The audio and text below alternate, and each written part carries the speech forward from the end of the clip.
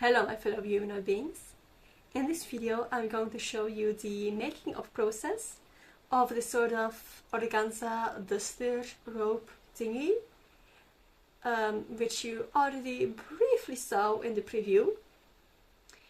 It is made from silk organza, which I got from Zeder, which is a Dutch store specializing in all sorts of silk fabrics. So without further ado, let's start and show the process. A while ago I made this short video of me sketching this design out. It was just, oh, I want to make something like this, I'm going to sketch something sort of like this, and I'm going to make it. But then I didn't actually start on the project right away. I wasn't really happy with my sketch, and I just want to do something more, like make sure that this design is really what I wanted.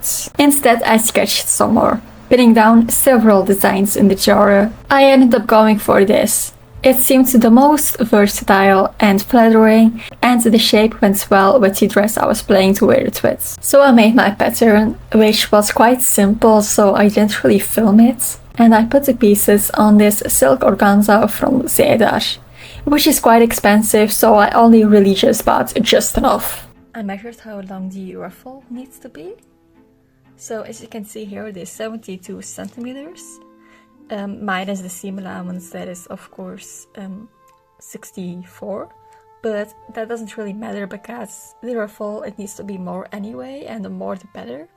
So I'm just going to use the 72 centimeters as my measure to base it on. So when cutting out the fabric, I made sure I have this very long strip on the fold left. Now the fold isn't really of use because I will just cut it through, but it is just very nice to have this neat bit left.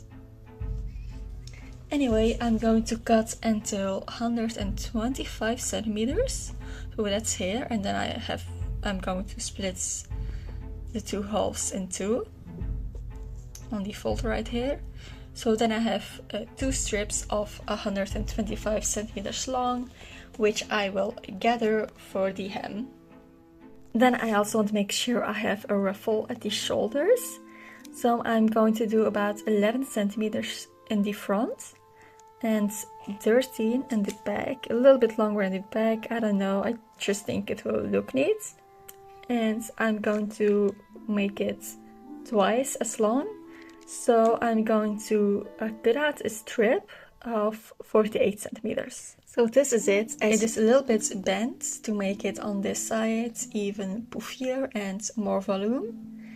And it is also tapered off, so it sort of disappears into the armpit. And of course I have some leftover on the edge for seam allowance. My next priority for roughly goodness is ruffles of a smaller strip all around the neckline, and I think I can still get that out of this easily. So I drew it down here. This is about 8.5 centimeters wide, so halved it is 4 centimeters, and I will see if I want it smaller from there, because 4 centimeters is quite big, but of course it also needs seam allowance and such. And this here is about 51 centimeters long, and that is basically perfect because I need about 2 meters with all the gathering. So that is 1 meter because obviously it is on the fold here, and here is then another meter, so 2 meters of ruffle. And out of the rest of the fabric I cut out some more strips. I don't know when and where I will use these exactly, but they were nice and long enough strips to maybe use for something. Then I also cut out a bunch of sort of vaguely leaf-shaped stuff. And I might like finish the edges with a zigzag or a hand stitch, and maybe with pearls or something, and use these as an applique on this project, or maybe on another project where I use a bunch of shades of brown, which is pretty often admittedly, and some other like nice bits out of which I can cut out more leaves. And then this is just the straight up stretch. You might think, oh, there are also some long strips here, but they're either too thin or simply too little, or they're very much not on the straight grain. So yeah, this is just trash, I guess, which I mean, it isn't a lot. I mean, I also already cut out some small bits like these that are just completely unusable, unless you're like a quilter or something. At the other time, when I cut out the main pieces, but because they're so long and narrow, there wasn't a lot of those. But yeah, this, I mean, I don't really know what to do with these. Not knowing what to do with those small bits, I decided it was time to start sewing. For the sewing, I used this silk thread from the historical fabric store, which was a very big bobbin, and I still have quite a bit left, as you can see, which is nice because silk thread tends to be quite expensive, but my fabric was silk, so I wanted to continue with fanciness. The sewing itself is very straightforward. The duster exists out of 8 just vertical pieces, with a center front closure and also a center back seam, which means that I have 7 seams to sew, the 2 in the front, 2 side seams, and the 3 in the back. So for this, I would just have to do 7 French seams. The choice for French seams being that this fabric is quite delicate. So here you can see me do the first stitch and the center back with 5mm seam allowance. After the first stitch, I trimmed the seam allowance to about 2 to 3mm, and I ironed the seam allowance nicely flat and open.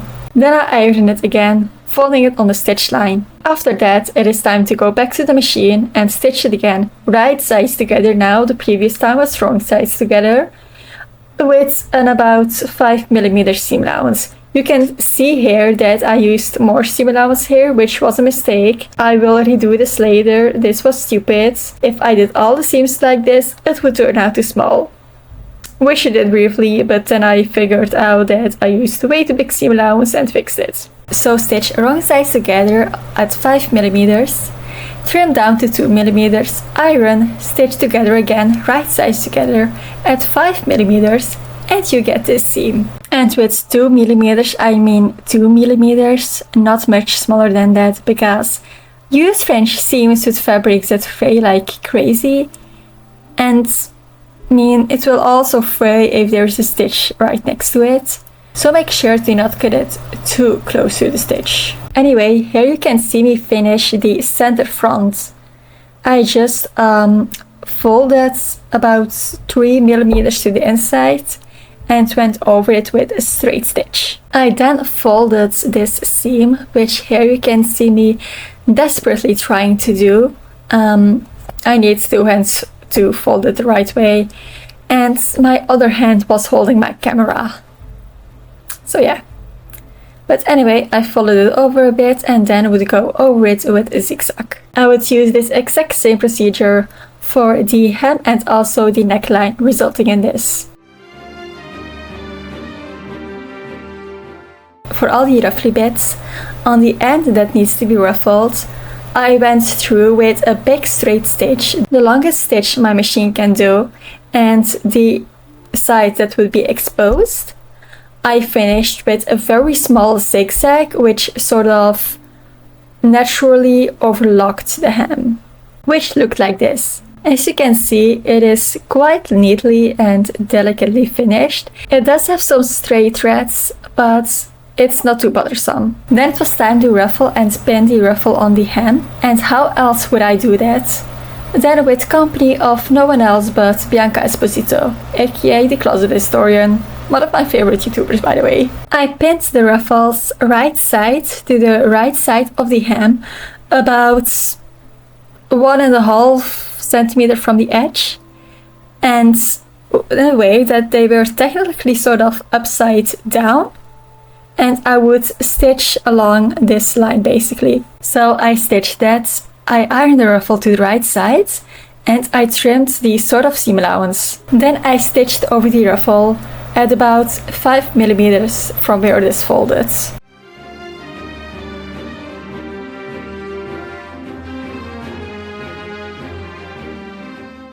Resulting in this neat finish. Next up, I prepared the ruffle for the neckline. I first bought a big long gathering stitch through the middle, just right through the center of the big long rectangle that I had. Then I again finished the edges with the very narrow zigzag like I did with the previous ruffles. After I prepared the ruffle, it was of course time to add the ruffle onto the neckline.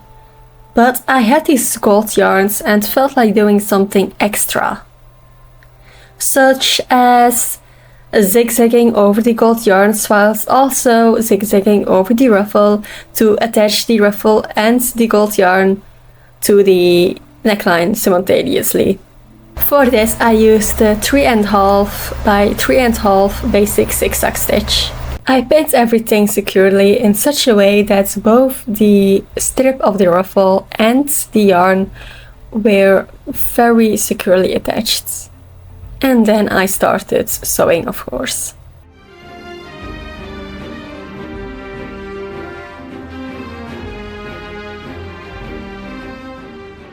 In the end, it looked like this, which made me really happy.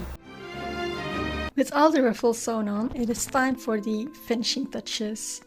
Namely, of course, finishing the armpits because all the seams are raw here at the moment. And organza really doesn't like raw seams. I also want to add a closure of some sort. And maybe I could make use of this also organza, but polyester organza, unfortunately, ribbon I found for some extra flourish. For the armholes, I'm going to finish them with this green bias tape. It might seem like a very odd choice, but I couldn't find a good match, and I wear and use a lot of these soft greens.